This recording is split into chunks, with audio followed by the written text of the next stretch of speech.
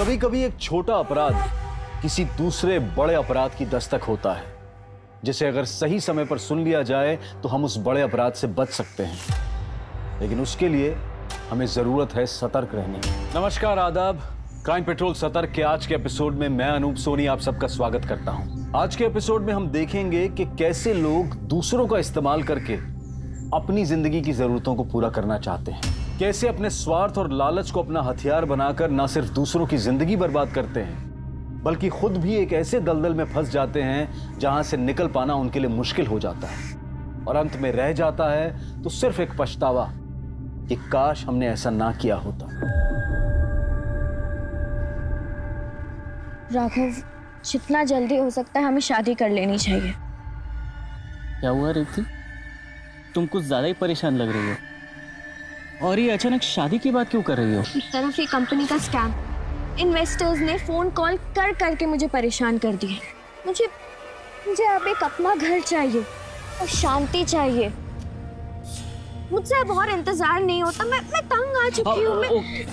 Okay. तुम पहले शांत हो जाओ। हाँ, देखो मैं प्रॉमिस करता हूँ हम लोग पक्का शादी करेंगे और बहुत जल्द शादी करेंगे। बस थोड़ा इंतजार और कर लो। एक बार मेरा काम सेट हो जाएगा ना, मैं सब ठीक कर दूंगा। मुझ पर भरोसा है? हाँ?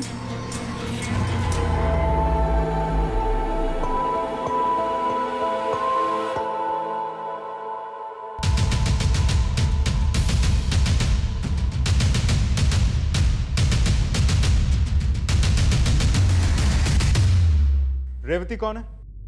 जी मैं हूँ रेवती। आपको हमारे साथ पुलिस स्टेशन चलना होगा इंक्वायरी के लिए। जी बिल्कुल। हाँ ठीक है, मैं पहुंच गई हूँ। तुम खा के मुझे मैसेज करो। नहीं बेटा, हमने एक बार मना कर दिया ना। I call you back in lunch. Ma'am, Revathi आई है। देखो, अगर तुम वाकई में जानती हो कि कंपनी का मालिक कहाँ है तो बता दो। ये बाहर जितने भी इन्वेस्टर्स बैठे हैं ना, सबके सब गुस्सा है। और जब तक उन्हें अपना पैसा नहीं मिलेगा वो तुम्हें इसी तरह तंग करते रहेंगे। मैम, मैं सच कह रही हूँ। मैं नहीं जानती कि वो लोग कहाँ गए हैं। लेकिन हाँ, अगर मुझे कहीं से भी पता चलता है कहाँ है वो लोग, तो मैं आप लोगों को आके सबसे पहले बता दूंगी। लेकिन प्लीज आप लोग मुझे इस इन्वेस्टर से बचा लीजिए। ये लोग मुझे रोज फोन करके परेशान कर रहे हैं। ठीक है महेंद्र, ये बाहर काफी लोगों की भीड़ है, इसे पीछे वाले रास्ते से छोड़ दो। Yes ma'am, please. Thank you ma'am.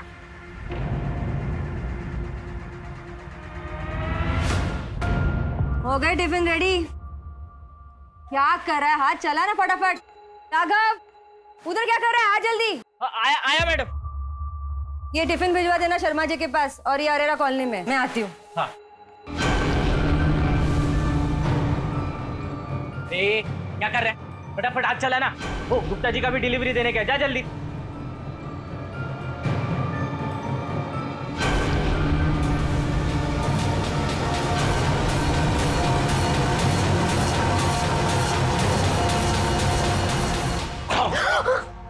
Raghav, तुमने मुझे डरा ही दिया। अच्छा, आओ तुम्हारा डर भगा दूं? तुम भगाओगे? तुम भगाओगे? डर। मैं डरपोक? हाँ, रुक जा, तुमको अभी दिखा सकता हूं। रेवती, माँ मेरी बात। निकल यहाँ से कमीने, निकल जा यहाँ से। मुझ पे इतना भरोसा किया मैंने। माँ, इसकी कोई गलती नहीं है। हमारी मैडम, मैं रेवती से बहुत प्यार करता हूँ, बहुत प्यार करता है इससे। एक बात कान खोल के सुन ले, मेरी बेटी के बारे में सोचना भी मत। दोबारा अगर याद दिखा ना तो मुझसे बुरा कोई नहीं होगा। जान ले लूंगी मैं तुम्हारी। निकल जा यहाँ से। मैं कहती हूँ निकल जा, निकल यहाँ से। चुप रहे। एक नौकर के साथ इश्क लगाती है जो तो मैं छोड़ूंगी नहीं। चल अंदर, अंदर चल, तुझे देखती हूँ। क्यों किया तूने मेरे साथ ऐसा? एक बार भी मेरे बारे में सोचा? एक बार भी? दीदी छोड़। बस दीदी, बस। तुम दीदी मर जाएगी ये। मैं छोड़ूंगी नहीं इसे। तुम बस दीदी, बस। मैं सब जानता हूँ। थोड़े से ना ठंडे दिमाग से सोचो। राघव अच्छा लड़का है, मेहनती है, रेवती को खुश रखेगा, और रेवती की खुशी भी तो इसी में है ना। अच्छे से जानती हूँ मैं राघव को और राघव जैसे लोगों को। देखो गणेश, तुम इस सब में ना पड़ो तो ही बेहतर होगा। मेरा फैसला हो चुका है। मैं राघव से प्यार करती हूँ, और अगर आप ये एक्सेप्ट नहीं कर सकती तो नहीं रहना मुझे इस घर में। मैं घर छोड़ के जा तुम्हें घर से बाहर निकाल। दीदी जाना चाहती है ना, जहन्नुम में चली जा। निकल निकल यहाँ से। दीदी क्या कर रही हो? अरे कहाँ जाएगी वो? कहीं भी जाने दे, लेकिन अब इस घर में उसके लिए कोई जगह नहीं है। दीदी आप तो ठीक है दीदी, मैं रेवती को थोड़े दिन के लिए अपने घर ले जाता हूँ। आप ना अपना एक गुस्सा थोड़ा सा कम कर लो और अच्छे दिमाग से सोचो। हम इस बारे में बाद में बात करते। ना बाद में ना अभी, अब इस बारे में कभी बात नहीं होगी। और एक बात तुम भी कान खोल के सुन लो गणेश, अगर तुमने रेवती की मदद करने की कोशिश की या उसे अपने घर ले गए तो तुम्हारा और मेरा रिश्ता खत्म। मुझे कोई जरूरत नहीं तुम दोनों की, तुम दोनों दफा हो जाओ। जाओ यहाँ से गणेश, चले जाओ यहाँ से।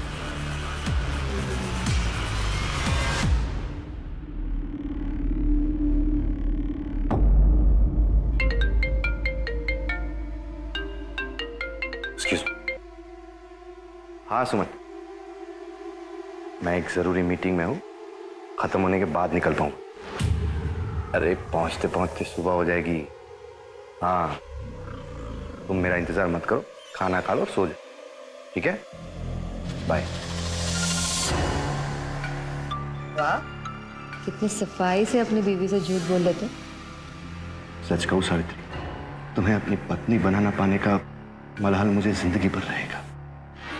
विवेक, औरत की जिंदगी में दो रिश्ते बहुत मायने रखते हैं। एक उसके पति का, जो मैं तुम्हें ना पा सकी, और एक उसके बच्चे का,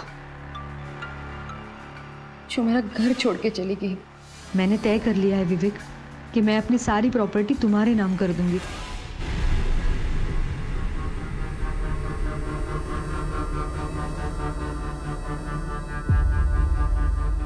तो सावित्री जी, क्या आपने फैसला कर ही लिया है कि आप अपनी सारी प्रॉपर्टी विवेक जोशी के नाम करना चाहती हैं? जी हाँ। वाह वाह वाह, हाँ मुझे लगता है कि आप मेरा ही बाहर जाने का इंतजार कर रही थी। पूरी प्रॉपर्टी अपने बॉयफ्रेंड के नाम कर रहे हो। रेवती, अपनी जुबा को काबू में रख। चलो एक अच्छी बात हो गई, इतने साल छुप छुप कर मिले तो इसका कुछ तो फायदा हुआ आपको Vivek uncle. Good for you, congratulations. हाँ दीदी अभी सही नहीं कर रही। चुप रहो, तुम दोनों अभी के अभी यहाँ से निकल जाओ, निकल जाओ यहाँ से।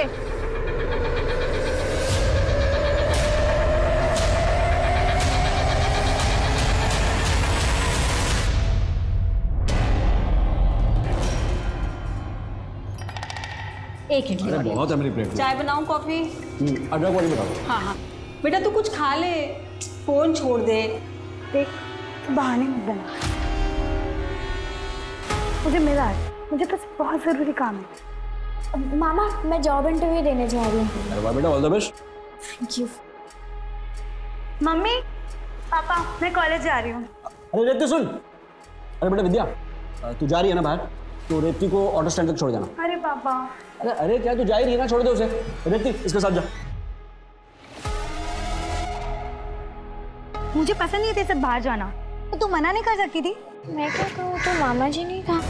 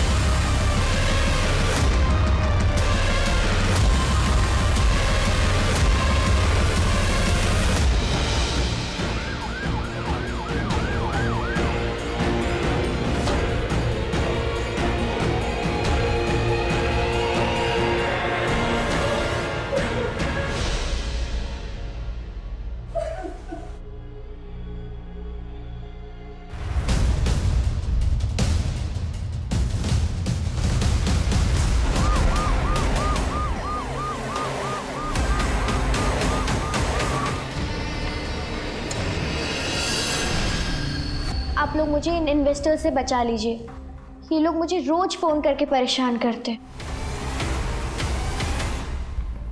ये आपकी भांजी रेवती आपके घर में रहती है या फिर किसी काम से आई थी आपके घर? मैडम वो बस। गणेश मामा, क्या हुआ रेवती को? वो ठीक तो है ना? मामा कुछ तो बोलो, क्या हुआ रेवती को?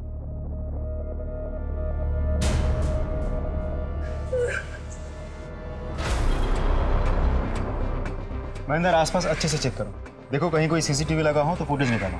तब तक मैं लोगों से बात करता हूँ। सर तुमने अटैकर्स को देखा था?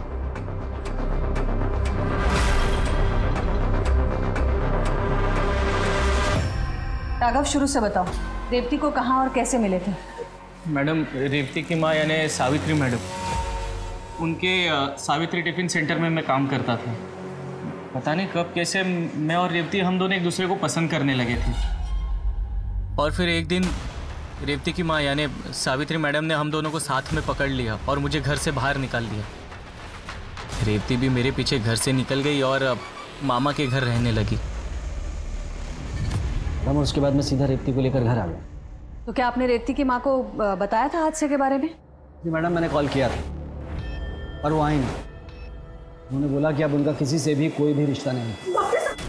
मेरी बेटी और रेवती कैसे? I am sorry madam, surgeries के बाद हम रेवती को तो बचा पाए, लेकिन विद्या की श्वास नली जलने के कारण उसने दम तोड़ दिया।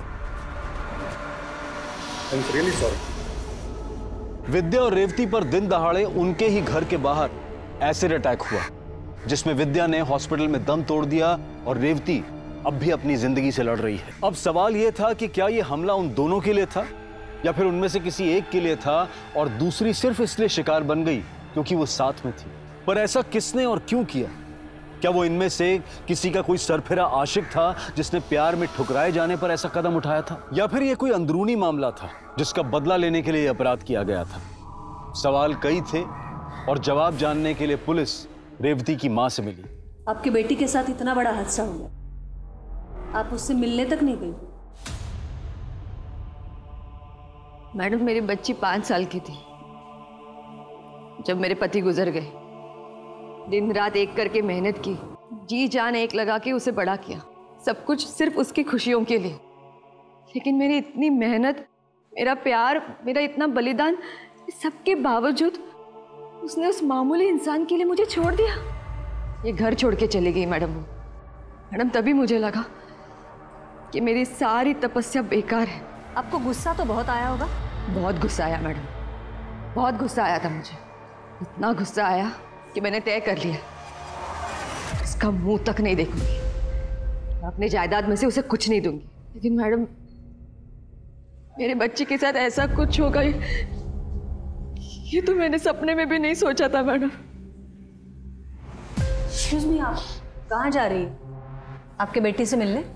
नहीं, मेरे ऑर्डर्स का टाइम हो गया है। मैंने कसम खाई है कि मैं मेरी बेटी का मुंह नहीं देखूंगी।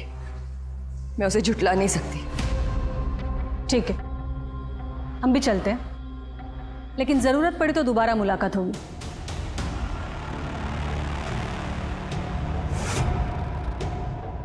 मैम, एक माँ इतनी कठोर कैसे बन सकती है? उन्हें को तो कुछ भी हो सकता है। ये पुलिस की नौकरी में इतने मोड़ देखे हैं श्रीवास्तव, ये विश्वास नहीं होता है कि जो हम देख रहे हैं वो सच भी हो सकता है। एनीवे, इस पर नजर रखो। और हाँ, वो महेंद्र से बोलो कि बाइक की डिटेल्स मुझे जल्दी से जल्दी चाहिए।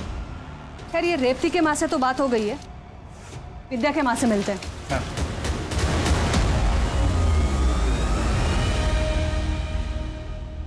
सवाल ही पैदा नहीं होता मैडम, मेरी बेटी का कभी किसी से कोई झगड़ा हुआ ही नहीं। वो तो सबकी दुलारी थी। हाँ, पर वो मनुष्य रेवती आए दिन किसी ना किसी से झगड़ती थी मैडम। पर किस वजह से? नहीं, वही वजह, वो इन्वेस्टमेंट कंपनी का फ्रॉड जहाँ वो जॉब करती थी। उसने जिस चीज़ के पैसे लगाए थे ना मैडम, सारे डूब गए। मैंने अपनी आंखों से देखा। हमारे घर पर लोग आकर उसे धमकियां देते। सोमनाथ जी, देखिए, आप भी जानते हैं मैं उस कंपनी में। मैं कुछ नहीं सुनना चाहता, मुझे मेरे पैसे वापस चाहिए बस। तूने दिए थे ना, अभी तू ही वापस करेगी। अगर मुझे मेरे पैसे वापस नहीं मिले ना, देख लेना तू, मेरे जैसा बुरा कोई नहीं होगा। अच्छा, क्या करेगा? क्या करेगा तू? देखो क्या करेगा, क्या करेगा? देखो, मैं आपसे बात नहीं कर रहा, मैं उनसे बात कर रहा हूँ। बीच में मत बोलिए। उससे बात नहीं कर रहा, लेकिन मेरे घर के दरवाजे पर खड़े होकर गुंडागर्दी कर रहा।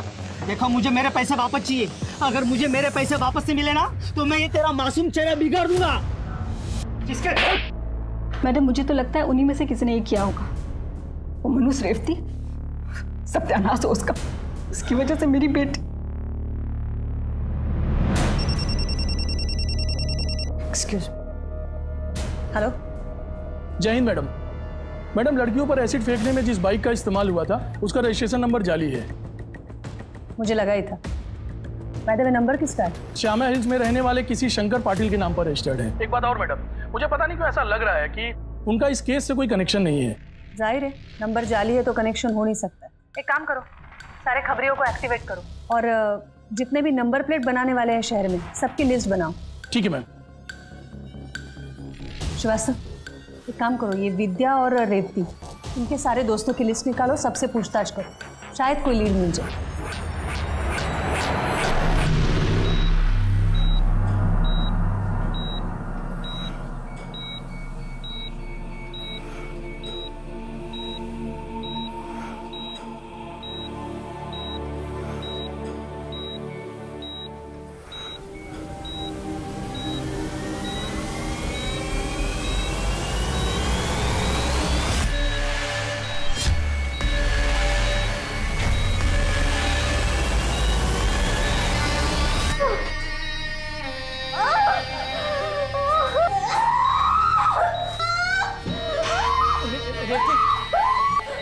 रेवती, क्या हुआ? सब ठीक हो जाएगा, शांत हो जा रेवती। चिल्लाओ मत, तुमको ज्यादा तकलीफ होगी रेवती।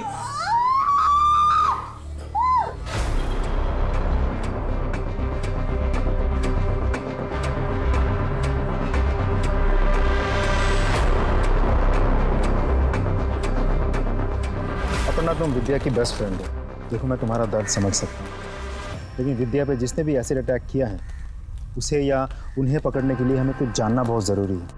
सर, वो अटैक के कुछ दिनों पहले। कॉलेज के बाद क्या प्रोग्राम है तेरा? मेरा कुछ खास नहीं, तू बता अपना।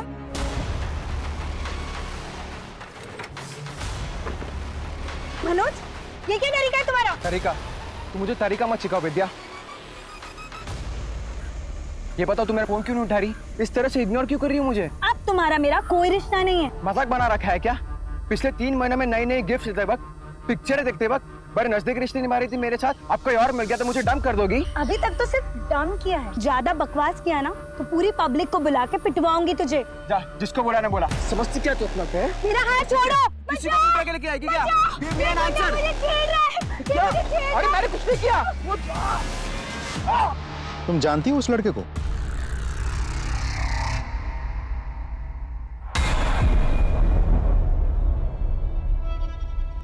माताजी, आपके इस नालायक बेटे को कुछ समझाइए। मनोज, तू आइंदा ऐसा कुछ भी किया ना तो मैं खुद तुझे जेल में डाल के ना हाथ पैर तोड़ दूंगा, मार मार के। वकील साहब के पेपर्स देखे ना आपने? सब ठीक है ना? तो ज्ञान देना बंद कीजिए आप। माताजी देख लिया, इसी की जिम्मेदारी ले रहे थे ना आप। आपको जो करना था आपने कर लिया, अब आप मुझे बांध कर नहीं रख सकते आप। मैं बाहर जा रहा हूँ, हमें को क्या करना है क्या नहीं करना मुझे अच्छा अच्छा पता है।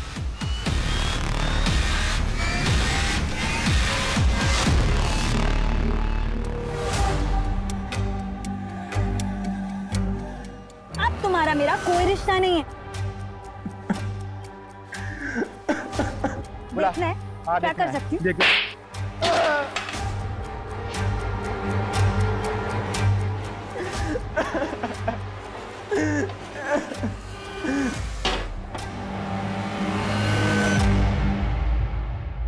वो नंबर प्लेट तुमने बनाई थी?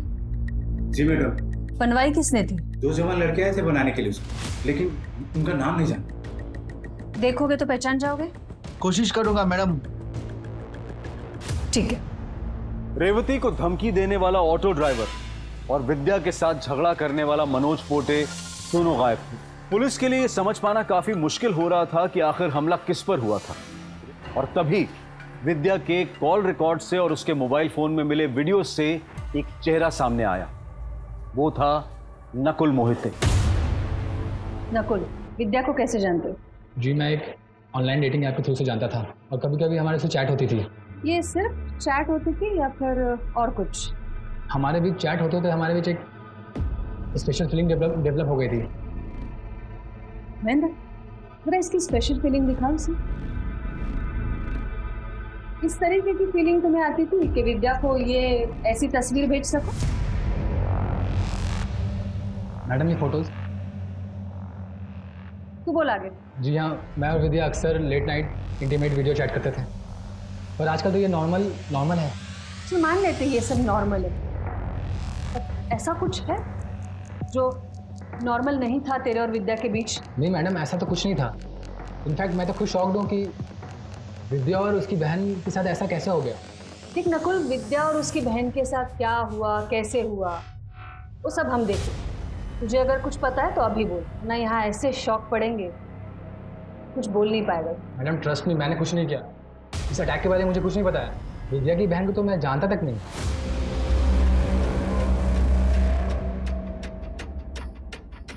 जब किसी इंसान का मेहनत से कमाया हुआ पैसा डूबता है तो एक्चुअली उस इंसान के लिए खतरा बन जाता है, जिसकी वजह से उसका पैसा डूबा है। मतलब तुम्हें लगता है कि इस अटैक के पीछे सोमनाथ का हाथ?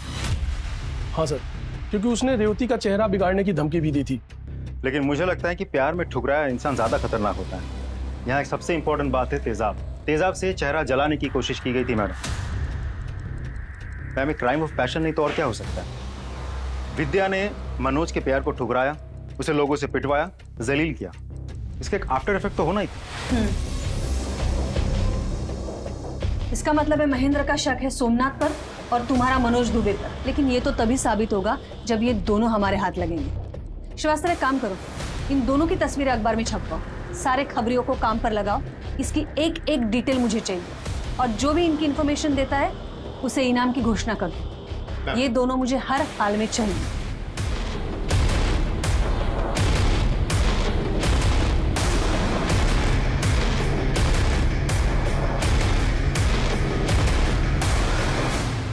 रेवती, मैं समझ सकती हूँ तुम्हें बहुत तकलीफ हो रही है।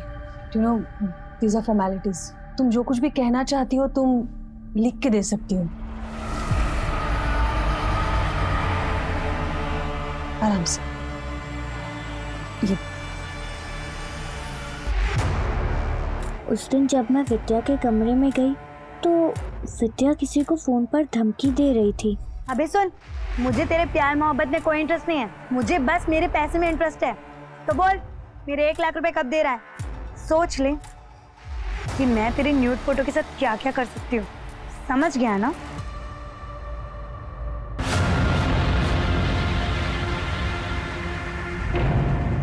हुआ क्या है, कुछ तो बताइए।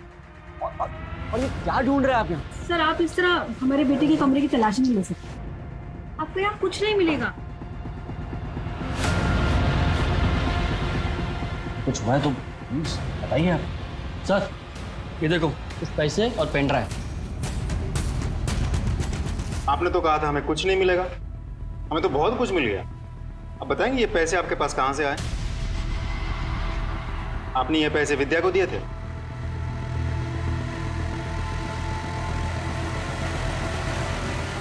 मैम, विद्या के कमरे से ये पेन ड्राइव और पूरे 1 लाख रुपए मिले और जिस लड़के को ब्लैकमेल करके वो पैसे वसूल कर रही थी वो ये है। इसका नाम है नकुल सिंह, बड़े बाप की औलाद है। पूछताछ की है मैंने, इन दिनों शहर से गायब है, फोन भी स्विच ऑफ आ रहा है। हम तो सोमनाथ और मनोज पे अटके हुए थे। अभी रेवती के स्टेटमेंट के बाद तो केस ने अलग ही एंगल ले लिया। यस मैम, एंगल नया भी है और शॉकिंग भी। मतलब विद्या नकुल को ब्लैकमेल कर रही थी। क्या इसका मतलब ये हुआ कि ये अटैक नकुल ने करवाया? उसके पास स्ट्रॉन्ग मोटिव तो है और ये उसका इस तरह से गायब हो जाना उसे शक के दायरे में भी लाता है। श्रीवास्तव, एक काम करो, ये नकुल के सारे रिश्तेदार, घर वाले और दोस्त सबके रिकॉर्ड्स मंगवाओ। कि नकुल मुझे जल्दी से जल्दी चाहिए। हेलो, हाँ, that's great, thank you. Ma'am, Manoj पकड़ा गया। उज्जैन में एक होटल में छुपा बैठा था, वहाँ के लोकल पुलिस ने गिरफ्तार कर लिया, लेकर आ रहे हैं इसे। गुड। हाँ तो मिस्टर आशिक उर्फ मनोज दुबे, लड़की ने मिली तो एसिड फेंक दिया? नहीं सर, मैंने एसिड नहीं फेंका। अगर एसिड तूने नहीं फेंका तो उस दिन थाने में मुझे ये बोल के क्यों गया था? अरे सर, अपना काम करिए, मुझे मत बोलिए क्या करना है क्या नहीं करना है, मैं तो कर ही लूंगा जो करना है मुझे। सॉरी सर, उस दिन मैं बहुत गुस्से में था, मुंह से निकल गया। मैं सच कह रहा हूँ साहब, मैंने कुछ भी नहीं किया। कुछ बोला? मैम, मैं सच कह रहा हूँ, मैंने कुछ भी नहीं किया मैम, प्लीज। जब कुछ किया नहीं तो भागा क्यों था? पुलिस के डर से अच्छे अच्छे भाग जाते हैं मैम। तेरा असली चेहरा सामने आ चुका है। अब सच्चाई तू खुद उगलेगा या फिर यहाँ हम लोग उगलवाएं? इतना फोड़ूंगी ना तुझे, किसी काम का नहीं रहेगा तू, सोच ले। मैम, आप मुझे फोड़ दो, लेकिन क्या आपको ऐसे करने से सही अटैकर मिल जाएगा? नहीं मैम।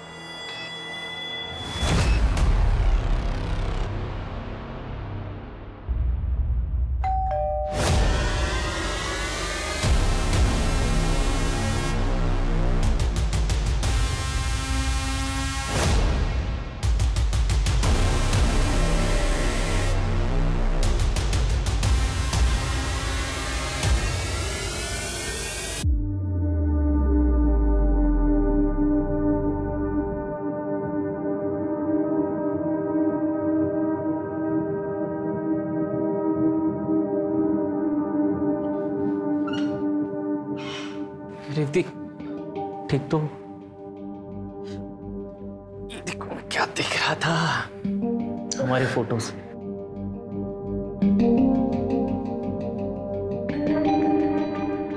याद है तुमको ये टी शर्ट तुमने मुझे गिफ्ट किया था?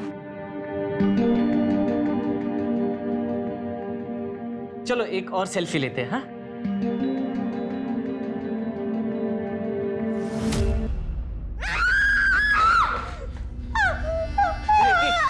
क्या हुआ रेवती? तुम ठीक तो? रेवती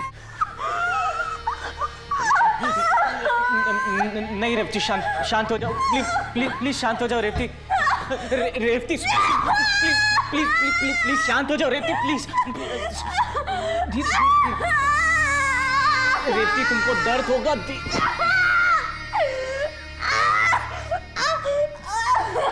रेवती प्लीज शांत हो जाओ रेवती प्लीज।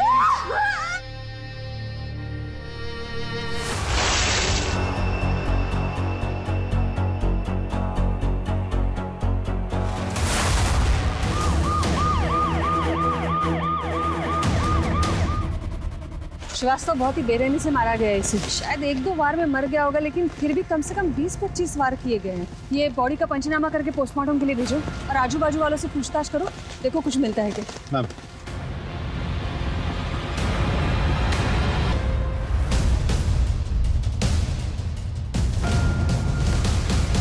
क्या गणेश का कत्ल रेवती और विद्या पर हुए एसिड अटैक से जुड़ा हुआ था?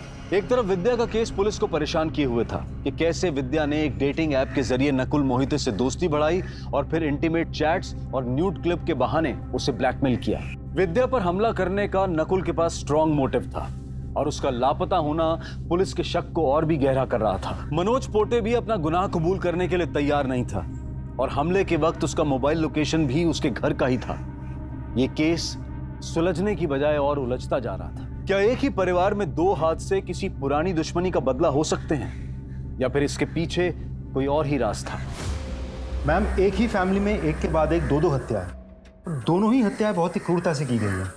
ऐसा लगता है जैसे कोई पुरानी दुश्मनी निकाल रहा है। ऐसा क्या रीजन हो सकता है जिसकी वजह से एक नॉर्मल से सिविल कॉन्ट्रैक्टर का कोई कत्ल कर दे, या फिर विद्या से जुड़ा ऐसा कौन सा रीजन हो सकता है जिससे कोई गणेश का कत्ल करे? इन दोनों पहलुओं पर हमें गौर करना पड़ेगा। एक काम करो श्रीवास्तव, ये गणेश के कॉल रिकॉर्ड्स निकालो, शायद कुछ मिल जाए।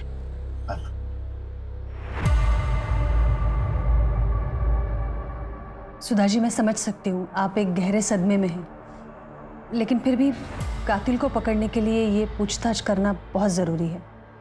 जी आपको किसी पर शक है? शक? मैडम शक तो मुझे अपनी किस्मत पर हो रहा है, जो 15 दिनों में ऐसे पलटी कि पहले अचानक मेरी बेटी और फिर मेरे पति। मुझे तो कुछ समझ ही नहीं आ रहा मैडम, ये क्यों हो रहा है, ऐसे हो क्या?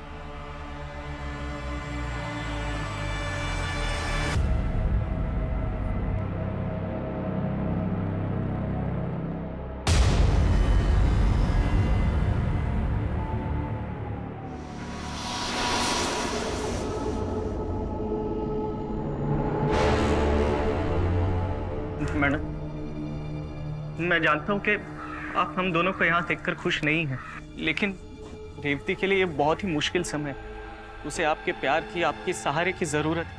आप प्लीज इसे अपने साथ रख लीजिए, बड़ी मेहरबानी होगी आपकी। और मैंने सुना है कि माँ का दिल बहुत बड़ा होता है, अपने बच्चों की गलतियों को माफ कर देती। अब भी प्लीज अपने रेवती को माफ कर दीजिए। बदले में मैं आपको यकीन दिलाता हूं कि मैं ये शहर छोड़कर चला जाऊंगा। प्लीज।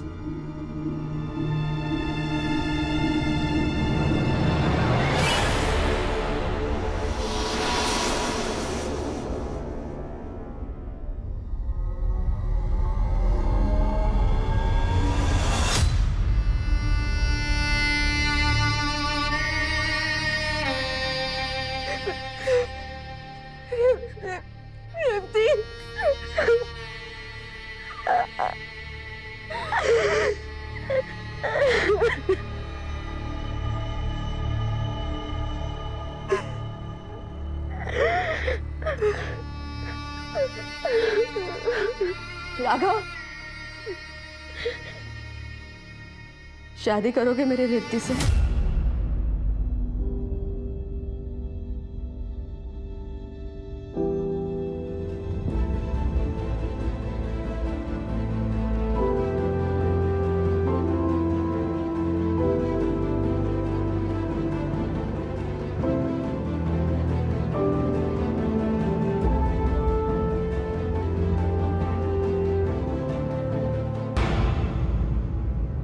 मैम, गणेश के कॉल डिटेल्स के हिसाब से वो किसी दीपिका नाम की लड़की से कांस्टेंट टच में था और मैसेज देख के लगता है दोनों में अफेयर चल रहा था। ठीक है, इसे बुला लो। मैम वो मुझे अपनी सहेली की शादी में मिला था और फिर हमें पहली नजर में एक दूसरे से प्यार हो गया। उसके बाद हम एक दूसरे से मिलने लगे।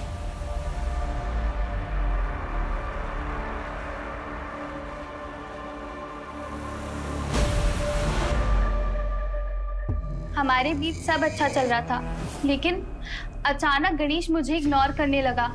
ना मुझसे मिलता, ना मेरा फोन उठाता। तो इसलिए तुमने गणेश को मार दिया? नहीं मैम, मैं उसे क्यों मारूंगी।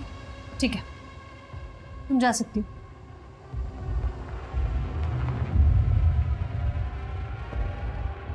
मैम, गणेश की ऑटोप्सी रिपोर्ट आ गई है, लेकिन इस रिपोर्ट से एक शॉकिंग बात सामने आई है। कौन सी? मैम, गणेश के खाने में जहर भी मिलाया गया था। मैम, गणेश की ऑटोप्सी रिपोर्ट आ गई है, लेकिन इस रिपोर्ट से एक शॉकिंग बात सामने आई है। कौन सी? मैम, गणेश के खाने में जहर भी मिलाया गया था। इसका मतलब है वो जब घर से खाना खा के निकला था तभी उसे जहर दिया गया था। वास्तव में गणेश के बारे में हमें और इन्फॉर्मेशन चाहिए, और ये इन्फॉर्मेशन हमें दे सकती है रेवती। तुम ये दीपिका पे नजर रखो, उसके सारे कॉल रिकॉर्ड्स निकालो। रेवती से मैं बात करती हूँ।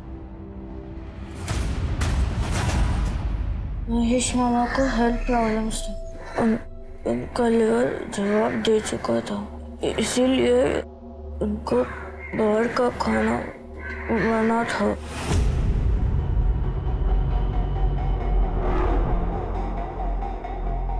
मैडम वो मुझे धोखा दे रहा था। मेरे होते हुए भी उसने ख्याल रखी हुई थी। मैं पत्नी हूँ मैडम, मुझे सब पता था, लेकिन मैं नहीं चाहती थी कि मेरी बेटी को इस बारे में पता चले। फिर जब मेरी बेटी ही नहीं रही तो मैंने सोचा कि इस धोखेबाज आदमी को मैं सबक जरूर सिखाऊंगी। उसका लीवर पहले से ही कमजोर था। मैंने उसके खाने में चूहे मारने की दवाई मिला दी ताकि वो मर जाए, पर उस जहर ने भी उस पर कोई असर नहीं किया और वो बच गया। उस पे हुए हमले में मेरा कोई हाथ नहीं है मैडम।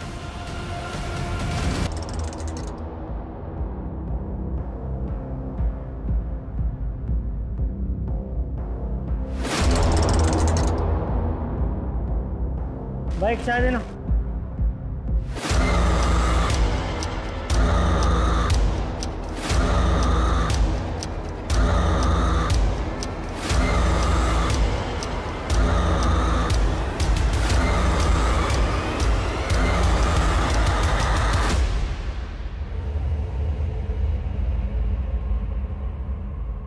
Hello madam. क्या रे सोमनाथ, सुना है तुझे चेहरा बिगाड़ने का बहुत शौक है। हमें भी ना तुझ जैसे लोगों का हुलिया बिगाड़ने का बहुत शौक है। क्या कहते हो महेंद्र, एक एक हाथ हो जाए? मुझे भी ऐसा ही लग रहा है सर। वैसे भी किसी का हुलिया बिगाड़ी में बहुत टाइम हुआ है। बोले तो शुरू करो। सब मुझ पर रहम का साहब, मैंने कुछ नहीं किया साहब। तुमने नहीं किया है तो किसने किया है फिर? मैडम मैं निर्दोष हूँ। देख, तू दोषी है निर्दोष है वो हम देख लेंगे। बोल, भागा क्यों था वहां से? मैडम मैंने उसको धमकी दी थी मैडम, मुझे लगा आप मुझ पर शक करोगे इसलिए मैं अपने गाँव भाग गया। मैडम मैं सच बोल रहा हूँ, अपने धंधे की कसम खा के बोल रहा हूँ कि मैंने उसको धमकी दी थी, लेकिन उसके एसिड अटैक से मेरा कोई लेन देन नहीं है।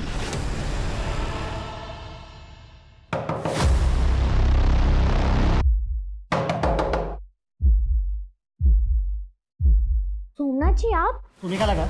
हाँ, तुम अपनी माँ का घर छोड़कर यहाँ छुप जाओगी तो मैं तुझे ढूंढ नहीं पाऊंगा। देखिए ऐसी बात नहीं है, मैं तो यहाँ पर। मुझे कुछ नहीं सुना, मैंने तुम्हारे कहने पर पैसे लगाए, मुझे मेरे पैसे वापस चाहिए। सोमनाथ जी देखिए, आप भी जानते हैं मैं उस कंपनी में। मैं कुछ नहीं सुनना चाहता, मुझे मेरे पैसे वापस चाहिए बस। तूने दिए थे ना, अभी तू ही वापस करेगी। अगर मुझे मेरे पैसे वापस नहीं मिले ना तो देख लेना तू, मेरे जैसा बुरा कोई नहीं होगा। हाथ छोड़। क्या करेगा? क्या करेगा तू? देखो क्या करेगा, क्या करेगा? देखो मैं आपसे बात नहीं कर रहा, मैं उनसे बात कर रहा हूँ, बीच में मत बोलिए। मुझसे बात नहीं कर रहा, लेकिन मेरे घर के दरवाजे पर खड़े होकर गुंडागर्दी कर रहा। देखो मुझे मेरे पैसे वापस चाहिए, अगर मुझे मेरे पैसे वापस से मिले ना तो मैं ये तेरा मासूम चेहरा बिगाड़ दूंगा। मैडम आप ही सोचो ना, अगर मैं ऐसे करूंगा तो मेरा पैसा कैसे वापस मिलेगा? मैडम ये मैंने नहीं किया मैडम, किसी और ने किया मैडम। श्रीवास्तव, जब तक बोलता नहीं है ना, कूटो इसको। जी जी जरूर। Yes sir. Jain sir. Yup. बोलो। मैम, दीपिका के कॉल रिकॉर्ड्स आ गए हैं। दीपिका किसी नासिर अंसारी से काफ़ी टच में है। ये नासिर अंसारी दीपिका का क्लोज फ्रेंड लगता है। इन दिनों दोनों में घंटों बातचीत होती है लेट नाइट तक। और कुछ? यस मैम, गणेश भी नासिर अंसारी से रेगुलर टच में था। उसने अंसारी के अकाउंट में पैसे भी ट्रांसफर किए थे। इंटरेस्टिंग। ये अंसारी को तुम पकड़ो, दीपिका से मैं बात करती हूँ। मैम, नासिर और गणेश एक दूसरे को जानते थे? तो क्या तुम्हें ये बात पता नहीं थी? नहीं मैम, मैं नहीं जानती थी। ये अंसारी को तुम कैसे जानती हो? बोलो। अफेयर चल रहा था। अफेयर तो वो गणेश के साथ है। हाँ, वो गणेश के इग्नोरेंस के बाद मेरी मुलाकात नासिर से हुई। उसकी बातें जैसी मेरे दिल को एक सुकून देने लगी और हमारी मुलाकात खैर में बदल गई। गणेश जानता था ये सब?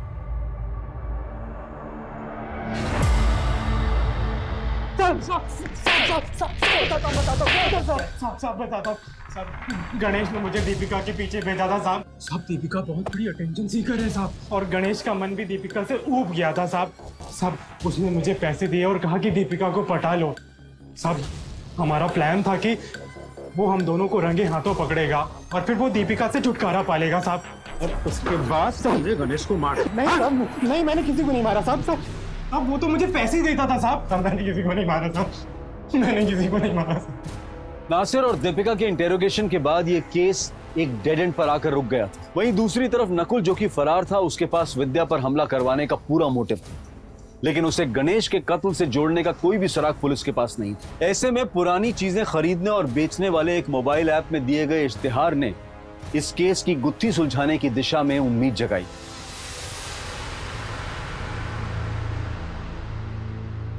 मैम, साइबर सेल से खबर मिली है कि किसी ने शंकर पाटिल की सेम बाइक नंबर का ऐड दिया है एक ऐप में जो एसिड अटैक में इस्तेमाल हुई थी। कॉन्टैक्ट डिटेल्स है? Yes ma'am. कॉल लगा।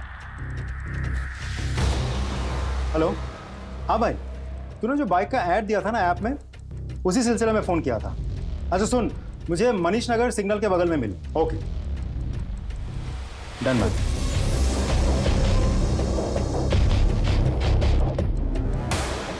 रंजीत तू ही है ना? चल। सही है गुरु, मजे हो रहे हैं। भोपाल की पुलिस ढूंढ रही है मुझे कोने कोने में। तूने फंसाया मुझे। देख क्या हाल करता हूं तेरा। क्या हुआ? देवती डोंट वरी, एसिड नहीं है वो, पानी है।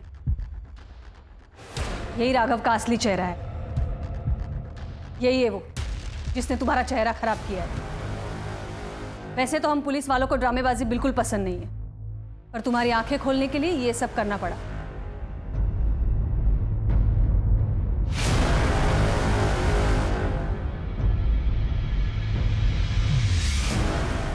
सिंह, इसे ले जाओ। तो मिस्टर राघव, आपकी असलियत तो खुल चुकी है। अब आगे की कहानी तू खुद बोलेगा या मैं हवालात में बुलवाऊं तुझसे? पता था सावित्री मैडम की प्रॉपर्टी, घर, गाड़ी, चलता हुआ बिजनेस देखकर मेरी आंखें चौंधिया गई थी। पैसों के लालच में पागल हो गया था मैडम। उसे पाने के लिए मैंने रेवती को प्यार के जाल में फंसाया। लेकिन सावित्री मैडम ने मेरे को रिजेक्ट कर दिया, मेरी बेइज्जती की, मेरी औकात दिखाई। मैं गुस्से से तिलमिला गया था, लेकिन नहीं, मैंने गुस्से में जोश नहीं खोया, होश से काम लिया और एक सॉलिड प्लान बनाया। कैसा प्लान? रेवती के चेहरे पे एसिड फेंकने का प्लान। उससे फिर कोई शादी नहीं करता, इसलिए मैंने अपने इस दोस्त रंजीत के साथ एसिड फेंकने का प्लान बनाया। मेरा प्लान सक्सेसफुल हो ही गया था, लेकिन गणेश ने बाइक देख ली। उसने मुझे फोन करके धमकाया। मैं समझ गया था कि ये प्रॉब्लम बन सकता है, इसलिए मैंने उसे मिलने के लिए बुलाया था।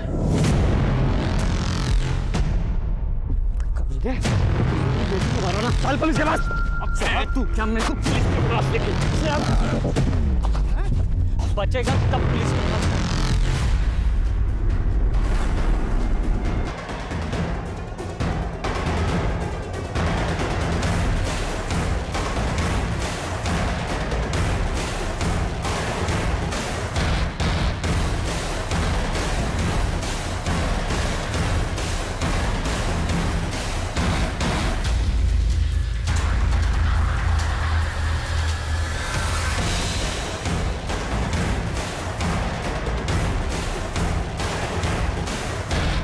तूने सिर्फ गणेश का ही नहीं, रेवती के प्यार और विश्वास का भी खून किया है। एक औरत हूं इसलिए जानती हूं औरत का विश्वास टूटता है तो कैसे फील होता है। तूने इसके चेहरे के साथ साथ इसके विश्वास को भी तार तार कर दिया है। कि तुझे कम से कम फांसी की सजा तो जरूर दिलवाऊंगी।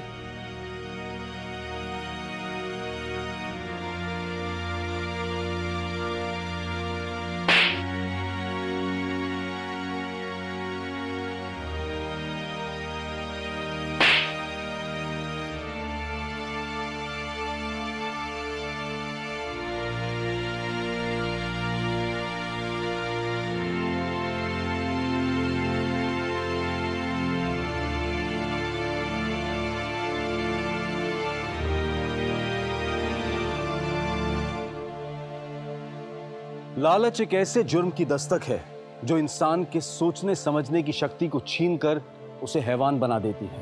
प्यार अगर लालच और स्वार्थ की भावना से किया जाए तो वो अपने साथ एक जुर्म की दस्तक लेकर आता है। जैसे इस केस में राघव के लालच ने 3 मासूम जिंदगियों को बर्बाद कर दिया और उसके आसपास के लोगों को इस सोचने पर मजबूर कर दिया कि काश वो वक्त रहते राघव के लालच को पहचान लेते। अगर वो उस दस्तक को सुन लेते तो विद्या उस एसिड अटैक में अपनी जान न गंवाती, रेवती उस एसिड अटैक का शिकार ना होती और शायद गणेश भी आज जिंदा होता।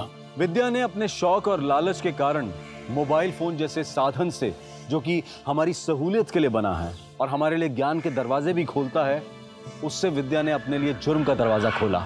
उसने डेटिंग ऐप के जरिए नकुल को फंसाकर उसे ब्लैकमेल किया। हालांकि बाद में नकुल ने सरेंडर करके पुलिस को बताया कि वो डर और बदनामी की वजह से गायब हो गया था। जुर्म का रास्ता हमें सिर्फ और सिर्फ तबाही की तरफ लेकर जाता है। हमें सतर्क रहना है और उससे बचना है। अब मैं अनूप सोनी आपसे विदा लेता हूं। फिर मुलाकात होगी क्राइम पेट्रोल सतर्क में एक और नए केस के साथ। तब तक अपना और अपने परिवार का ख्याल रखें, सतर्क रहें, सुरक्षित रहें और देखते रहें क्राइम पेट्रोल सतर्क। जय हिंद।